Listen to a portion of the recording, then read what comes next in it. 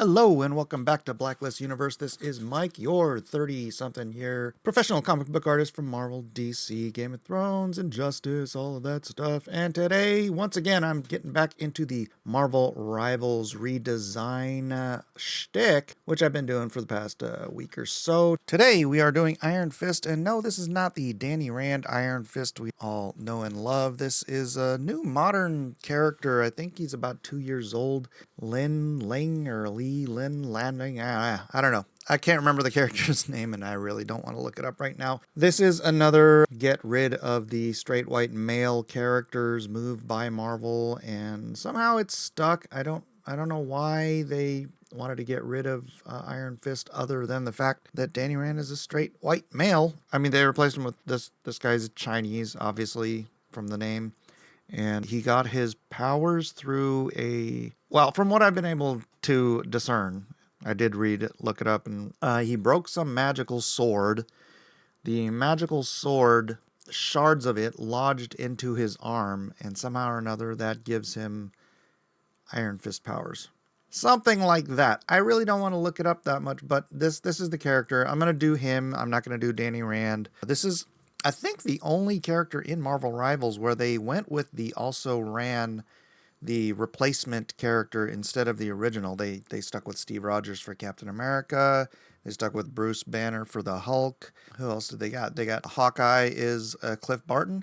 So yeah, they did really well with maintaining the classic characters that everybody knows and loves. But for Danny, oh wait a minute.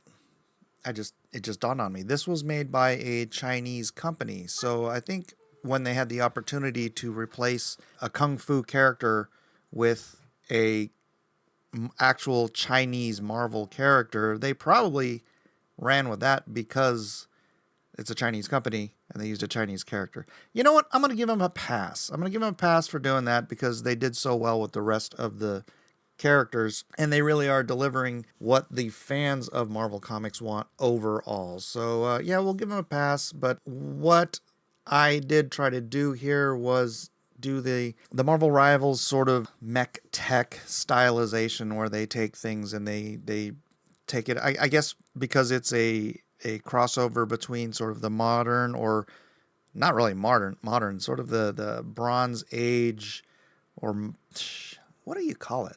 The Iron Age? The Iron Age Marvel characters mixed with the 2099 characters. They have sort of this science fiction-y or futuristic take on the characters, which is why they have all this mech tech looking stuff, which is very much a sort of a manga anime stylistic approach to technology that they've kind of slapped on everybody.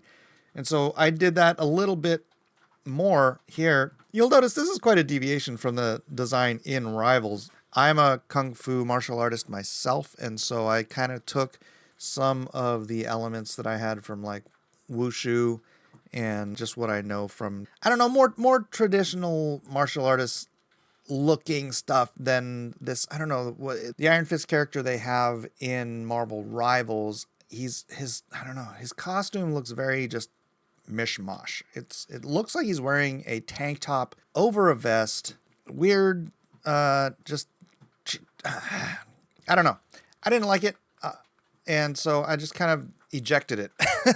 I just kind of got rid of it, and I kind of started with like, okay, what's the basis of this character? He's got those shards in his arm that gives him the power. If I'm going to mech tech anything up, I'm going to bulk up those arms because he's Iron Fist, and so that's where his power is going to be most prominent. And honestly, if you've got big chunks of metal sticking out of your skin, wrapping it up with like fighting wraps or even bandages or whatever it is he has in the comic books and also in the Rivals game, it just doesn't make sense to me. You're literally, like, if you take the wraps off, they're sticking out of his skin. These metal shards of this magical sword are sticking out of his arm. And so I thought doing a bulkier wrap kind of gives me an excuse to do sort of the mech tech thing. So it's not even just belts like holding them in. It's like it's protective. And it gives it that bulk that makes it look more, gives it a little more weight, gravitas, whatever, however you want to call it. The arm strap I gave him, actually I got that from Muay Thai because my sons were in Muay Thai, and they would, or my younger would have these arm straps to indicate where his ranking was. So, and I think it just kind of looks cool when you have that little tie above your bicep, and so I just threw that in there.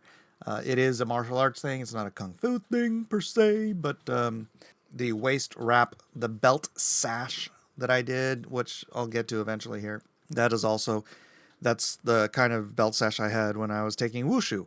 And so I was trying to integrate some sort of real world martial arts stuff into the comic book style. And then I went with the, Enter the Dragon, rips his shirt off. I didn't give him all the scars and everything, but just the look of a martial artist who's got like his arms are wrapped, his chest is bare, and he's got like the baggy pants. Maybe I went a little overboard on the baggy pants angle, and then the feet, I don't know. It's a little more traditional, but using the motifs of Iron Fist.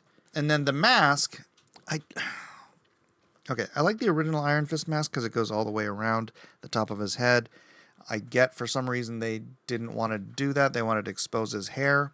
But the way the mask is in the comics, and I guess in the game too, it's like pointy on the top. I don't like it, and so I'm not using it. And so I decided to go for the drop down mask, which people might say I'm stealing this from Grifter, but Grifter stole it from Iron Fist. I mean, not the drop down part. He stole the eye designs from Iron Fist. He stole the drop down. For those of you who don't know, this is actually how the original Zorro's mask was designed.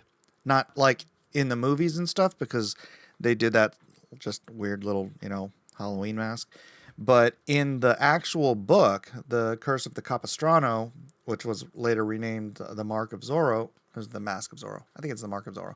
His mask is described just like Grifter's. So, it's a bandana tied around the top of the head. It's got the eye holes, and then it drapes down over the face. And so, yes, I am ripping it off, but I'm not ripping it off from Grifter. I'm ripping it off from Zorro. Grifter ripped it off from Zorro and then gave him Iron Fist's eye designs around it. So ultimately, look, good artists borrow, great artists steal. And I think it's a look that works for the character. It's recognizable as Iron Fist.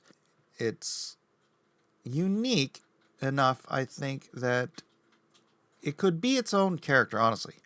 It could be its own character. If I wanted to change something up about the color and maybe the design of the dragon. I know I took the dragon, which is supposed to be a brand, and I swathed it across his entire body, and then I gave it a little bit of detail just to separate it out. But I think, as trying to approach this and give it an original look that would still fit in the Rivals game, and give him some sashes and some stuff that might kind of fly in the wind as he's dashing across the screen. And the baggy pants and the lithe body area and the bulky wrists do give it a good silhouette that would be recognizable from across the screen. If you're looking at, 12 pixels high out in the corner, you'll know that Iron Fist is coming. Speaking of which, I need a good idea for the next character I'm going to draw. If you have an idea which Rivals, I want to stick to the Rivals thing for a minute. I know I took a real quick break with Intergalactic, but if you have an idea for which Rivals character you want me to do next, please do say something in the comment section below, and I'll sort of take the measure. Actually, tonight I need to figure something out really quick because we're doing Drawn and Quartered tonight, which is every Wednesday night, 7 o'clock Pacific Standard Time. Me and my other professional artist friends get together and we draw for your benefit and pleasure, and we compete against each other to see who the fans like the best, who the chat gets to choose.